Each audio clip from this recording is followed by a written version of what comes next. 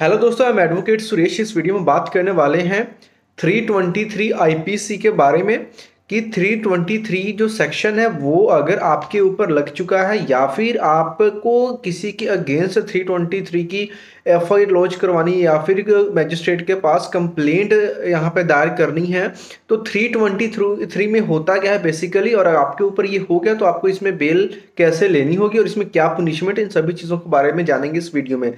सबसे पहले हम बात करते हैं जो 323 आईपीसी है ये क्या कहता है। 323 में दिया गया है punishment for voluntarily causing hurt, यानी कि अगर कोई हर्ट कॉज करता है, अगर कोई आपको चोट पहुंचाता है, किसी ने मुक्का मार दिया, किसी ने आपको चोट पहुंचा दी, तो ऐसे केसेस में सेक्शन 323 का केस लगता है, एफआईआर भी होती है। अब इसमें आती है कि अगर किसी के खिलाफ अगर 323 का कंप्लेंट केस रजिस्टर्ड हो गया है या फिर एफआईआर हो गई है तो इस केस में जिस बंदे के ऊपर 323 लगी है उसको यहाँ पे क्या पनिशमेंट हो सकती है, मैक्सिमम, या फिर जुर्माना क्या हो सकता है। तो इसमें देखिए, जो अगर 323 सेक्शन को पढ़ेंगे स्क्रीन के ऊपर भी आपके सामने फ्लैश हो जाएगा, तो इसमें अप टू 1 ईयर तक की इम्प्रिजनमेंट है, यानी जेल की सजा, और साथ में या तो आपको 1000 तक का फाइन हो सकता है या फिर दोनों चीजें आपको यहाँ पे हो सकती हैं, सजा के साथ साथ फाइन भी हो सकता है। तो ये चीज यहाँ, और यहाँ पे जो इम्प्रिजनमेंट है विच में एक्सटेंड टू 1 ईयर, यानी 1 साल तक बढ़ाया जा सकता है।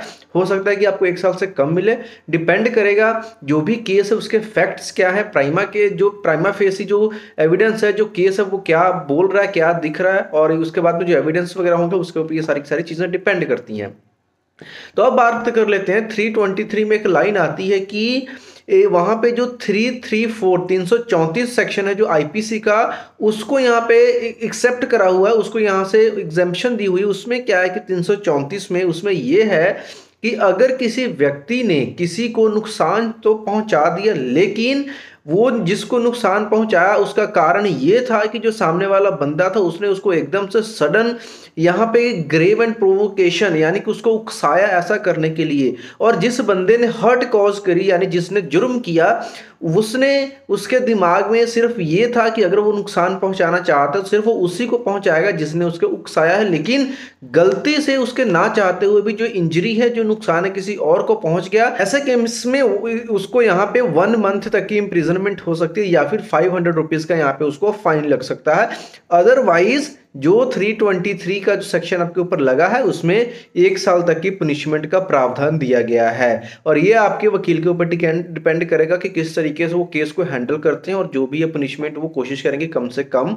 हो सके। अगर आपने पहले कभी ऑफेंस नहीं कमिट किया है तो इसमें हो सकता है कि आपको यहाँ पे प्रोबेशन के ऊपर भी आपको यहाँ पे रिलीज कर दिया जाए, वार्निंग देकर के भी छोड़ दिया जाए, या फिर जुर्माना लगा करके भी आपको छोड़ दिया जा सकता है। डिपेंड करेगा केस एंड फैक्ट्स के ऊपर। अब बात आती है कि इसमें क्या मतलब जमानत कैसे होगी। तो पहली चीज तो ये जो है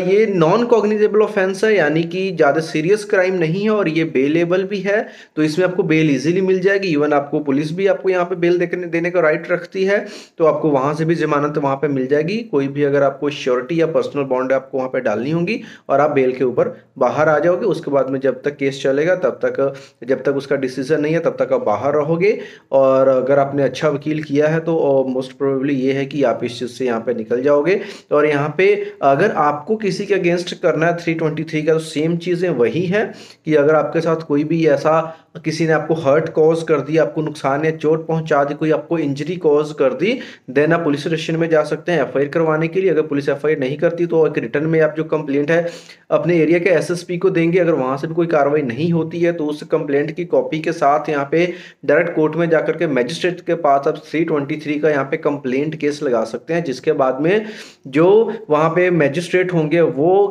मतलब जो आपका केस है उसका कॉग्निजेंस लेते हुए क्या करेंगे कि आगे की जो कार्रवाई कंप्लेनेंट को यहाँ पे एग्जामिन करेंगे। जो भी आपका, अगर आप कंप्लेन हो तो आपको वहाँ पे आपकी एविडेंस होगी, फिर सामने वाले बंदे को बुलाया जाएगा, उससे पूछा जाएगा, दोनों फैक्ट्स को देखे जाएंगे, और जो भी उसकी बनती यहाँ पे जो भी उसके लिए सजा जो लगेगा वो उसको यहाँ पे सुना दी जाएगी। तो इस तरीके से पूरा प्रोसेस चलता है 323 आईपीसी का। उम्मीद करता हूँ आपको काफी हद तक चीजें क्लियर हो गई होंगी। होंगी जो 323 से रिलेटेड है। फिर भी कोई डाउट है, क्वेश्चन है, कमेंट है तो नीचे कमेंट बॉक्स में आप पूछ सकते हैं। और आप चाहो तो मुझे इंस्टाग्राम पे भी फॉलो कर सकते हो, वहाँ पे भी आप मैसेज कर सकते हो। इंस्टाग्राम पे सिंपली @advocate_suresh.in करके आपको मेरा हैंडल मिल जाएगा, तो आप वहाँ पे भी फॉलो कर सकते हैं। तो लास्ट में ही बोलूँगा, मिलते हैं नेक्स्ट वीडियो में, और वीडियो अच्छी लगी तो वीडियो को लाइक जरूर करें। Thank you.